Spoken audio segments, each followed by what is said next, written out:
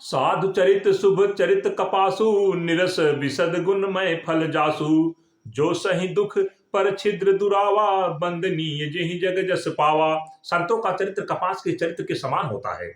उनका जीवन जिसका फल नीरस विशद और गुणमय होता है। कपास की डोडी नीरस होती है। संत चरित्र में भी विषयासक्ति नहीं है, जिससे वह भी नीरस है।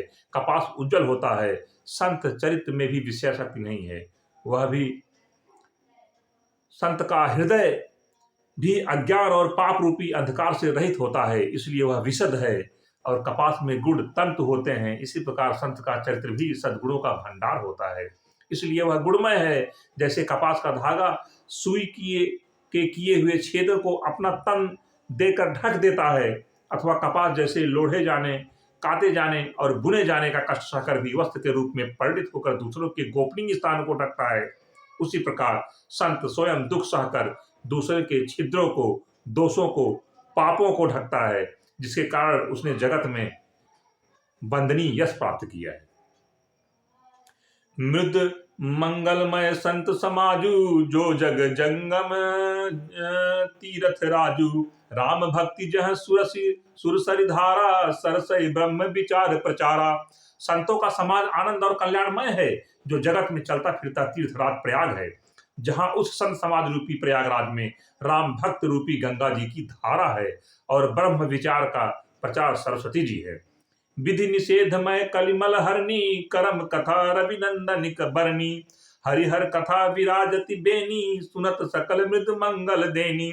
विधि और निषेध, यह करो और यह न करो रूपी कर्मों की कथा कलयुग के पापों को हरने वाली सूर्य तनया यमुना जी हैं, और भगवान विष्णु और शंकर जी की कथाएं त्रिवेणी रूप से सुशोभित है, जो सुनते ही सब आनंद और कल्याणों की देने वाली है। बटु विश्वास अचल निज धर्मा, तीर्थ राज समाज सुकर्मा। सब ही सुलभ सब दिन सब देशा, सेवत सादर समन कलेसा।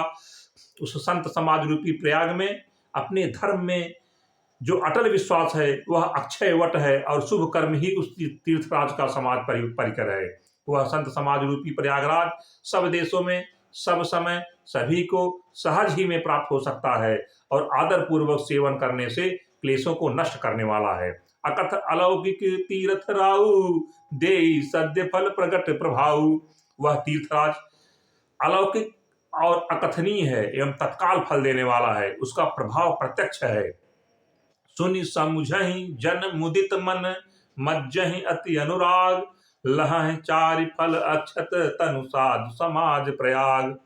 जो मनुष्य इस संत समाज रूपी तीर्थराज का प्रभाव प्रसन्न मन से सुनते और समझते हैं, और फिर अत्यंत प्रेम पूर्वक इसमें गोते लगाते हैं, वे इस शरीर के रहते ही धर्म अर्थ काम मोक्ष चारों फल पा जाते हैं।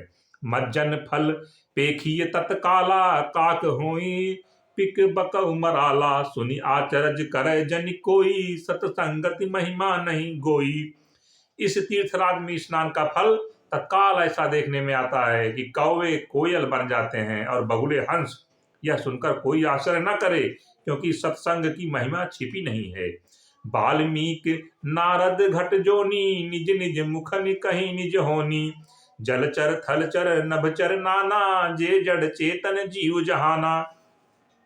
वाल्मीकि जी, नारद जी और अगस्त्य जी ने अपने अपने मुखों से अपनी होनी जीवन का वृत्तांत कही है।